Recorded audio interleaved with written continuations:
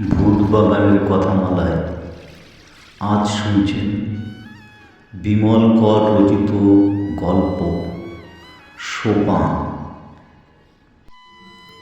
প্রথম টাঙায় বাবা মা, পরেরটায় দিদি আর পুষ্প, শেষের গাড়িটায় আমরা দুজন, হেমদা আর আমি।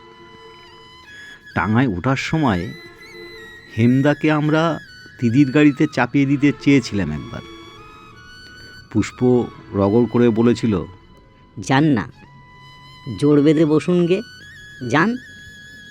এখানে কেন?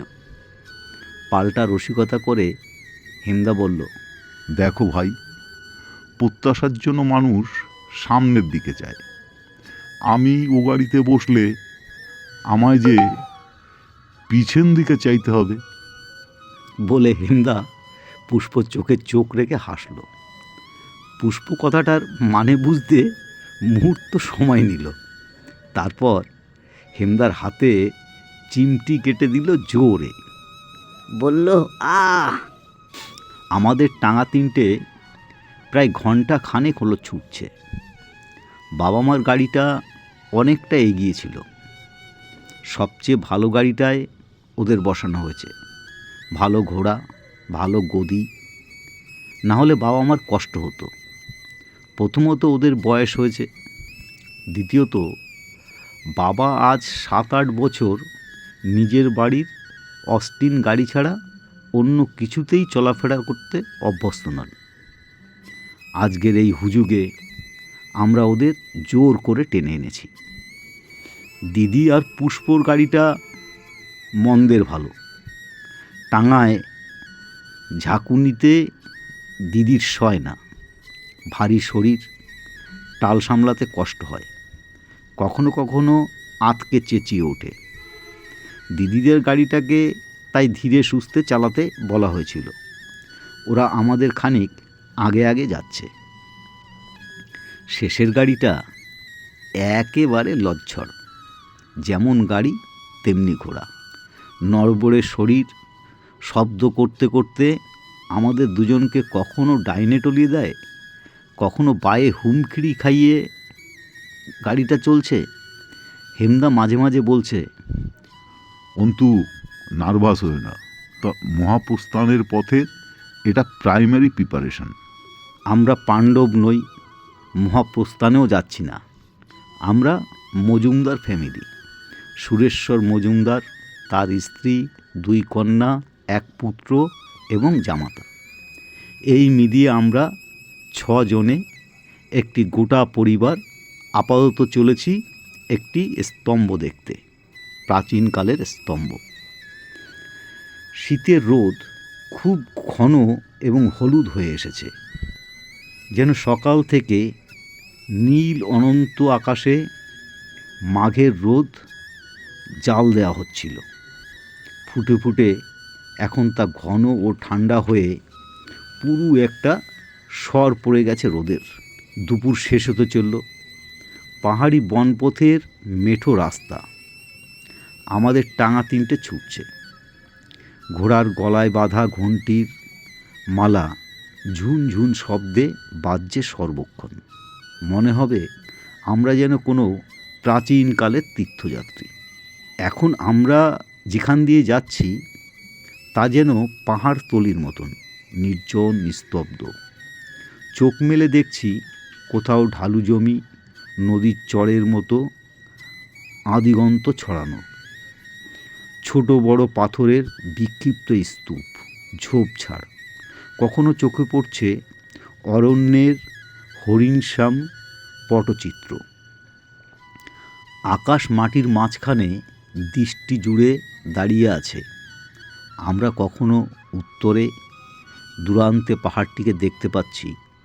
রৌদ্র কিরণ এবং মেঘপুঞ্জের জন্য তার মাথায় ধোয়ার জটা।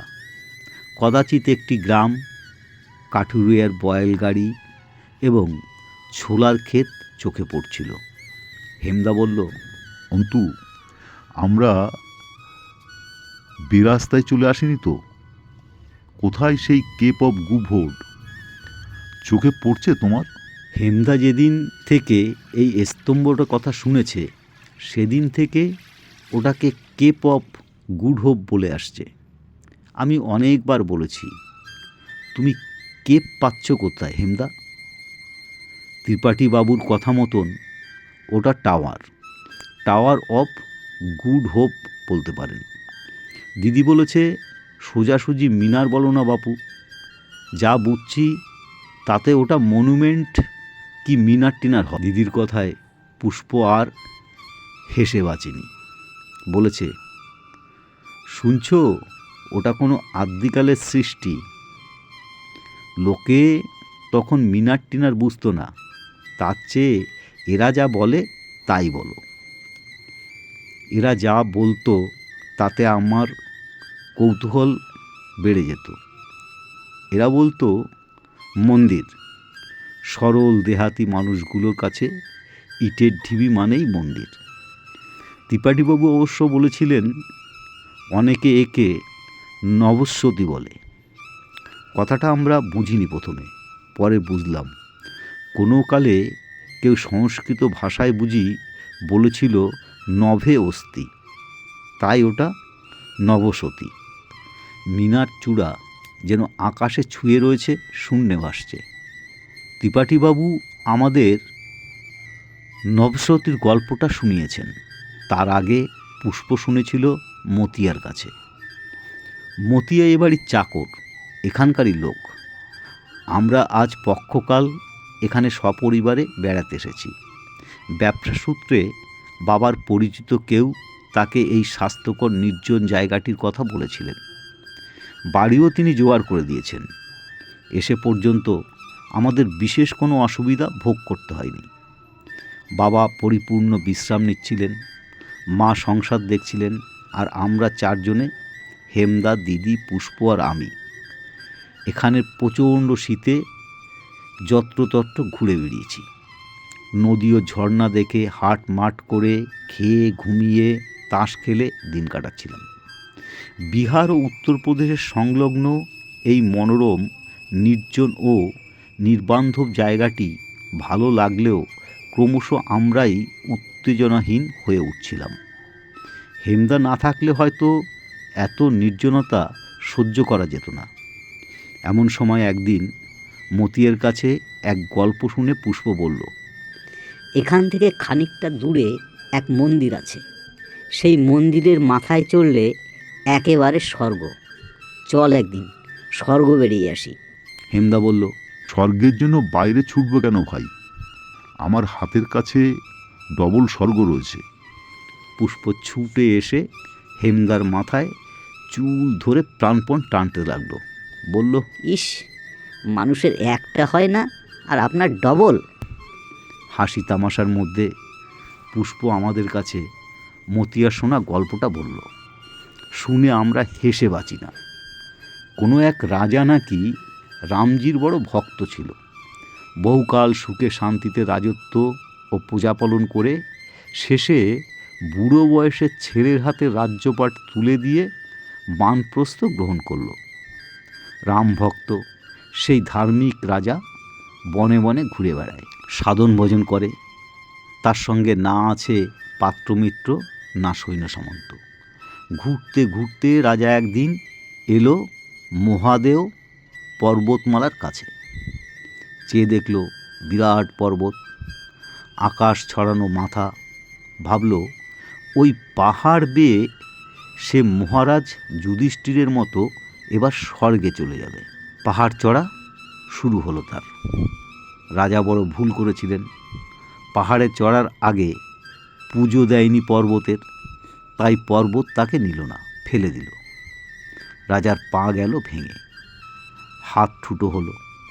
তখন সেই অক্ষম রাজা তার রামজিকে ডেকে বলল, আমি চিরকাল তোমার পুজো করে এসেছি, আর কারও পুজো করব না। তুমি আমাকে স্বর্গে ওঠার পথ যদি করে দাও তবে যাব, নয়তো পড়ে থাকবো এইখানে। রামজি তখন ওই মন্দির করে দিলেন ভক্তের জন্য। বললেন, তোমার ভাঙা পা ভাঙা হতেই তুমি ধীরে সুস্থে ওই সিঁড়ি দিয়ে উঠে আসবে। আমি তোমার জন্য পাহাড়ের চেয়ে উঁচু মন্দির বানিয়ে দিয়েছি, কিন্তু মন্দিরে ঢুকলে আর ফিরতে পারবে না। রাজা তখন রামজির পুজো করে ওই মন্দিরে ঢুকল। তারপর আর মন্দিরের বাইরে আসেনি। হেমদা হেসে বলল, রামচন্দ্রের আপার মহিমা। সাগর বাঁধতে পারেন, আর রাবণের ওপর টেক্কা মেরে স্বর্গে সিঁড়ি করতে পারবেন না। যাই বলো, এইসব সরল মানুষের ইমাজিনেশন বড় সাদামাটা এবং সুন্দর। তারপর আমরা একদিন ত্রিপাঠীবাবুকে কথাটা জিজ্ঞাসা করলাম। তিনি বললেন, রামজি টামজি না ভাইয়া, कोई হিন্দু রাজা ওটা বানিয়েছিল। দুসরা এক কিস্সা আছে। ত্রিপাঠীবাবুর গল্পে ইতিহাসের একটু গন্ধ ছিল, যদিও তা কাহিনী। এক হিন্দু রাজার তৈরি ওই নবসতী। কি তার নাম কিবা তার পরিচয় আজ আর জানা যায় না। কিংবদন্তি বলে তিনি ছিলেন শাহজাহান বাদশার সমসাময়িক। রাজা আবার স্বয়ং একজন দক্ষ স্থপতি। একবার তিনি তার অসামান্য রূপ লাবণ্যময়ী যুবতী মহিষীকে সঙ্গে করে মহাদেব পর্বতমালার পুজো দিতে এসেছিলেন। ফেরার পথে রাজা রানী বনাঞ্চলে বিশ্রাম নিচ্ছেন। অপরাহ্ন বেলা, অদূরে তার সৈন্য সামন্ত ক্লান্তি বিনোদন করছে। বসন্তকাল, বনভূমি নবপত্র পল্লবে সজ্জিত। রাজার এই স্থানটি নয়নে ধরে গেল। রানীও বিমোহিত। রাজা রানীকে বললেন, তোমার সৌন্দর্যের স্মৃতিতে এইখানে একটা কিছু গড়ে দিতে চাই, বলো কি ইমারত করব? রানী বললেন, আমার দুটো শর্ত আছে, যদি শর্ত রাখেন তবে প্রার্থনা জানাই। রাজা হেসে বললেন, রাখব শর্ত। তখন রানী দুই শর্ত দিলেন। রাজাকে স্বহস্তে একটি মিনার তৈরি করে দিতে হবে, আর দ্বিতীয় শর্ত, যতদিন না রানী সন্তুষ্ট হয়ে বলছেন তিনি তৃপ্ত, ততদিন রাজাকে মিনারের উচ্চতা বাড়িয়ে যেতে হবে। রাজা প্রতিশ্রুতি দিলেন, রানীর ইচ্ছা মতো কাজ হবে। তারপর ওই নবসতীর কাজ শুরু হলো।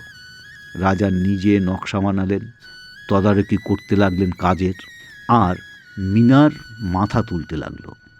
মিনারের একটি করে তল শেষ হয়। রাজা নিয়ে আসেন রানীকে, দুজনে উঠে এসে দাঁড়ান শেষ চত্বরে। রাজা সুদন, তুমি তৃপ্ত? রানী বলেন, না, তিনি তৃপ্ত নন। আবার মিনারের উচ্চতা বাড়ানোর কাজ শুরু হয়। রানী ফিরে যান রাজপুরীতে। এমনি করে 7 বছরে 7টি চৌতর বা তলা তৈরি হলো। রানী আসেন, শীর্ষে উঠে দেখেন চারপাশে, তারপর মাথা নেড়ে বলেন তিনি এখানে তৃপ্ত নন। আস্তে আস্তে বছর যায়। রাজা বৃদ্ধ অক্ষম হয়ে পড়েন, রানীও বিগত যৌবনা। অবশেষে রাজা শেষ তল তৈরি করে রানীকে ডেকে পাঠালেন। তারপর দুজনে মিনারের মধ্যে প্রবেশ করলেন, আর ফিরে আসেননি, বা রাজা তাকে ফিরতে দেয়নি। আর রাজা, আমি ত্রিপাঠীবাবুকে জিজ্ঞাসা করলাম। ত্রিপাঠীবাবু বলেছিলেন, ভাইয়াজি, রাজা भी नहीं लौट आया, मालूम मनोरथ पूर्ण हो गया, सुख मिला, शांति मिला। কাহিনী শুনিয়ে ত্রিপাঠীবাবু আমাদের বলেছিলেন, আমরা যখন বেড়াতে এসেছি তখন একবার ঘুরে যাই না কেন নবসতী? গল্পকথার কত কি তো বলে, তাতে কি যায় আসে? अगर जाइएगा तो बहुत आनंद मिलेगा, आसमान ऊंचा, वही नबसती, अंदर भी भारी मनोरम। হেমদা জিজ্ঞাসা করল, লোকে বেড়াতে যায় না, মিনারে চড়ে না? ত্রিপাঠীবাবু বললেন, কেউ যায় বটে, এখানকার কথা কজন আর জানেন বলুন? তবে যারা বা মিনারে চড়তে যায় তারাও সামান্য উঠে ফিরে আসে, ভয় পায়, ঠকে যায়। ত্রিপাঠীবাবুর গল্প শোনা হয়ে গেল। আমরা অন্য কোথাও কিছু দেখতে যাবার মতন না পেয়ে ওই নবসতী বা মিনারটি দেখতে যাওয়ার স্থির করলাম। হেমদা বলল, কত আর উঁচু হবে? গল্পের গরু গাছে ওঠে, আর যদি একটু উঁচুই হয় ক্ষতি কি, ঘষড়ে টসড়ে উঠে যাব। তারপর না হয় বিছানায় শুয়ে পায়ে তেল মালিশ চালাবো। চল পুষ্প, মনস্কামনা পূর্ণ করে আসি। টপে চড়ে তো আর তোমার আমার ফিরতে হবে না। হেমদা হাসতে লাগলো। দিদি হেসে বলল, আমায় বাপু তা বলে ঠেলে ফেলে দিও না। হাসি শেষে দিদির মুখে একটু লুকোনো বিষাদ নামলো। আমরা আজ 6 জন, সুরেশ্বর মজুমদার এবং তার পরিবারবর্গ।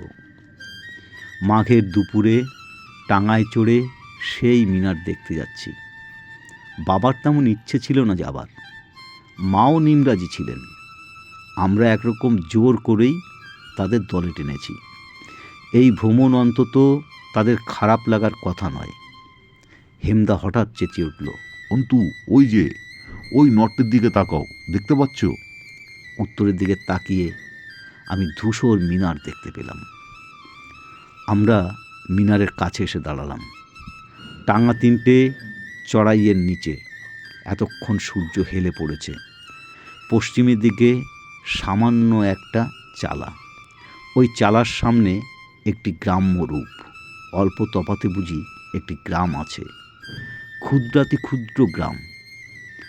চালা বাড়িতে কেউ ছিল না। ঘরের মধ্যে একটি ধুলো ভরা খাতা, কয়েকটি অর্ধদগ্ধ মোমবাতি পড়ে আছে।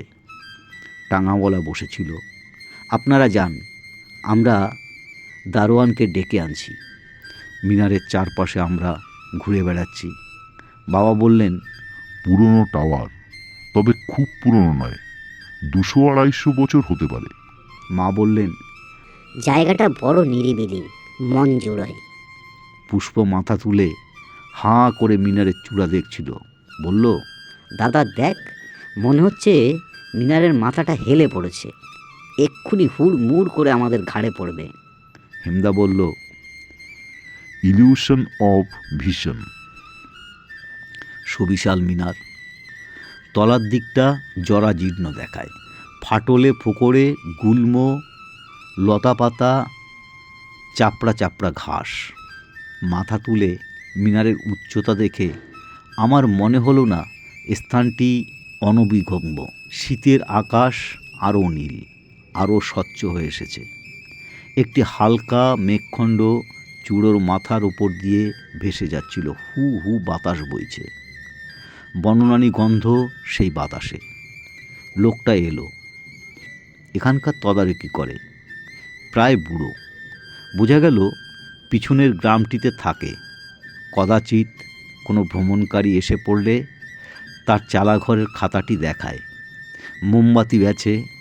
আমরা মোমবাতি নিলাম না। হেমদা টর্চ এনেছিল সঙ্গে করে।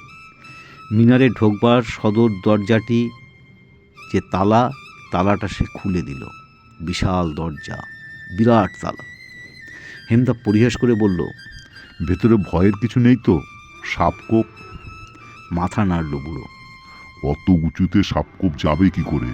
সাপ নেই, শের নেই, ভালুকও নেই। মিনারের নিচুর দিকে পাখির বাসা। পাখি 2-4টে থাকতে পারে, পতঙ্গ 2-5টা। দরজা দিয়ে ঢোকার সময় হেমদা হাসি মুখে আবার শুধল, ওপরে উঠতে কতক্ষণ লাগবে জি? বুড়ো হেমদাকে দেখল কয়েক পলক। আকাশের দিকে হাত বাড়িয়ে মিনার দেখালো নাকি আকাশ, বলল, রামজিকে মালুম। বাবা দরজা দিয়ে প্রথমে গেলেন, তারপর মা। দিদি গেল, পুষ্প গেল। হেমদা আমায় ঠেলে দিল। আমি হেমদা আগে এগোতে গিয়ে পরে একবার বাইরের দৃশ্যাবলী এবং সেই বৃদ্ধের মুখ চকিতে দেখে নিয়ে মিনারের অভ্যন্তরে প্রবেশ করলাম। বাইরের অফুরন্ত আলো এবং রোদ থেকে বদ্ধ আশায় সহসা মনে হলো সমস্ত আলো দপ করে নিভে গেছে। অন্ধকার যেন অভেদ্য। সামান্য সময় আমরা নড়াচড়া না করে স্থির হয়ে দাঁড়িয়ে থাকলাম। আমি যথাসাধ্য চোখের দৃষ্টি স্বাভাবিক করে যখন এই অন্ধকার সইয়ে নিচ্ছি, তখন আমার মনে হলো আমার এবং হেমদা এবং দিদির, বাবা মা পুষ্প, আমাদের সকলের মধ্যে কেমন একটি ব্যবধান রচিত হয়ে গেছে। আমরা প্রত্যেকেই পৃথক, অদ্ভুত কোনো অন্ধকার যেন আমাদের মধ্যে দিয়ে পরস্পরকে বিচ্ছিন্ন করে নদীর স্রোতের মতো বয়ে যাচ্ছে। বাবা সামান্য কাশলেন, তারপর পা বাড়ালেন। তার হাতে ছড়ি ছিল।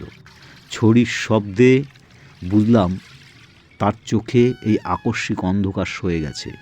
তিনি এগোতে শুরু করেছেন। মা, দিদি, পুষ্প একে একে এগিয়ে যেতে লাগলো। আমার চোখে অন্ধকার সয়ে গেল। বাবা, মা, হেমদা সকলকেই দেখতে পেলাম। যে অন্ধকার অবেদ্য মনে হয়েছিল, সে অন্ধকার যে কিছু না, নিতান্ত দৃষ্টিভ্রম, এখন তা অনুভব করে খুব সহজেই পা বাড়ালাম। বাবা, মা, দিদি, পুষ্প সকলেই কথা বলছিল। আমরা সামান্য এগিয়ে যেতেই আলো পেলাম। নিচের বৃহৎ গোল চত্বরটি আমাদের দৃষ্টিগোচর হলো। হেমদা বলল, অন্তু, কিভাবে ভিত তুলেছে দেখেছ? কত বড় সার্কমফারেন্স! মনে হচ্ছে যেন বিরাট একটা গোল পুকুর কেটে ফেলেছে। বাবা সামান্য কাশছিলেন। দিদিও গলা পরিষ্কার করছিলেন। নিচের বাতাস বড় ভারী, নিঃশ্বাস নিতে কষ্ট হয়। কতকালের বাতাস যেন এখানে চুপ করে বসে বসে নিজেকে ক্রমশ একরকম প্রাচীন গন্ধ দিয়েছে, যে গন্ধ আলোয় ও বাতাসে পরিশুদ্ধ নয়। বাবা আস্তে আস্তে হাঁটছিলেন। পাশে মা, মার প্রায় গা ঘেঁষে দিদি, আমরা পেছনে। দিদি বলল, বাবা, তোমার কষ্ট হচ্ছে? হয়েছিল একটু, এখন সয়ে গেছে। দেখতে পাচ্ছ? টর্চ দিতে বলবো? এখন পাচ্ছি, উপর থেকে আলো আসছে। ওপর থেকে আলো আসছিল। আমরা প্রথম সোপানের মুখে এসে দাঁড়ালাম। জামাইবাবু, পুষ্প ডাকল। বলো। হেমদা জবাব দিল, সিঁড়ি গুনবেন নাকি? ওঠার সময় নয়। কেন? ওপরে ওঠার সময় কখনো শেষ দেখতে নেই, উদ্যম নষ্ট হয়। হেমদা হালকা গলায় বলল, সিঁড়িও গুনতে নেই ঠিক ওই কারণে। বাবা সোপানে পা দিয়েছিলেন। মা বললেন, পারবে তো?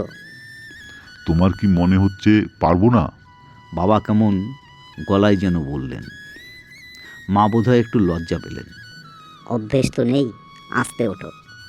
আমি ঠিক উঠবো, তুমি সামলে এসো। বাবা যেন অনেকটা আত্মবিশ্বাসের জোরে নিজের আহরণ সম্পর্কে নিশ্চিত হয়ে বললেন। তারপর সামান্য বুঝি পরিহাস করে দিদিকে বললেন, রেনু, তোমার মার একটা হাত ধরো। দিদি বোধহয় মার হাত ধরতেই যাচ্ছিল। মা বললেন, ছাড়, এত চওড়া সিঁড়ি, সবাই উঠছে, আমি পারবো না। বাবা, মা, দিদি সোপানে উঠছে, আমরা পিছু পিছু। আশ্চর্য, প্রথমে যখন ভেতরে ঢুকেছিলাম তখন এই কূপ সদৃশ্য বদ্ধ ইমারতের কোনো হদিশ পাইনি। এখন আমাদের সামান্যই অসুবিধা হচ্ছে। সোপানের ধাপগুলি মিনারের গা বেয়ে বুঝি চক্রাকারে উপরে উঠে গেছে, ক্রমশই অনুভব করছিলাম। কয়েকটি চক্রাকার সিঁড়ির আবর্তের পর একটি করে তল। অনুমান করতে পারছিলাম প্রতি তলে বাইরে গিয়ে দাঁড়াবার পথ এবং অলিন্দ আছে, কেননা আমরা বাইরে থেকে প্রাচীর দেওয়ার অলিন্দ দেখেছি।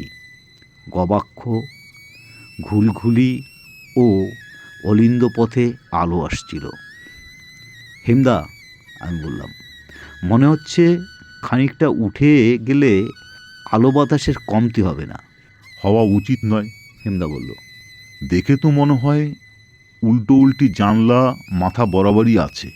আমাদের গলার স্বর সামান্য অস্বাভাবিক হয়ে উঠছিল। হয়তো এই শূন্য এবং বিশাল ইমারতের মধ্যে ঢোকার পর আমরা ক্রমশই নিজেদের অজ্ঞাতে আমাদের গলার স্বর উচ্চ করছিলাম। বদ্ধ এবং জনশূন্য বড় ঘরে যেমন শব্দ সামান্য প্রতিধ্বনিত হয়, আমাদের কথাগুলিও আপাতত সেই রকম প্রতিধ্বনিত হতে শুরু করেছিল।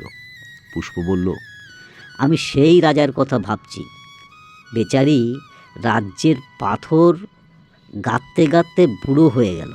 রাজপ্রাসাদে বসে থাকলেও বুড়ো হতো। হেমদা জবাব দিল। হলো বা, কিন্তু এই পাথর গেঁথে সময় নষ্ট কেন? আমাদের কাছে পাথর। যে করেছিল তার চোখে হয়তো পাথর ছিল না।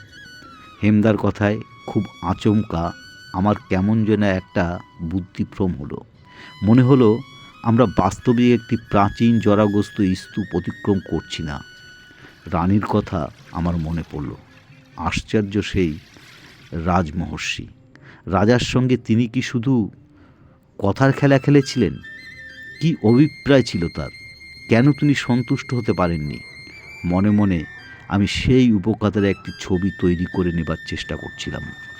বাবার কথা আমরা শুনতে পাচ্ছিলাম। তার গলার স্বর গম্ভীর শোনাচ্ছিল। বাবা মাকে বলছিল, ছেলেবেলায় আমরা একটা খেলা দেখতাম।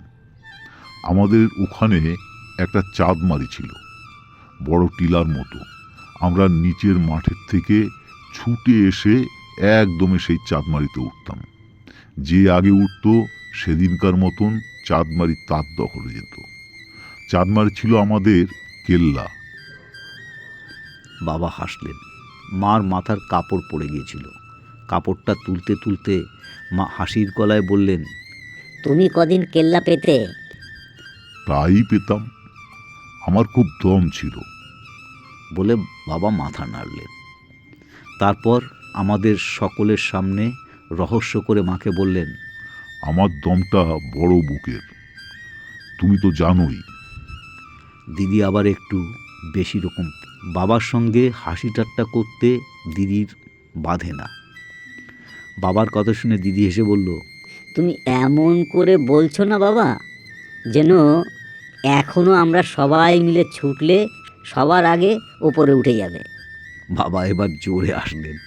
তার হাসি যখন প্রতিধ্বনিত হতে থাকলো, তখন তিনি হঠাৎ বুঝি নিজের কানে সেই শব্দ শুনতে শুনতে থেমে গেলেন। তারপর ডান দিকে ফিরে চওড়া মতন জায়গায় দাঁড়িয়ে বললেন, এসো তবে দেখো, এ পর্যন্ত আমি পৌঁছেছি তোমাদের আগে আগেই।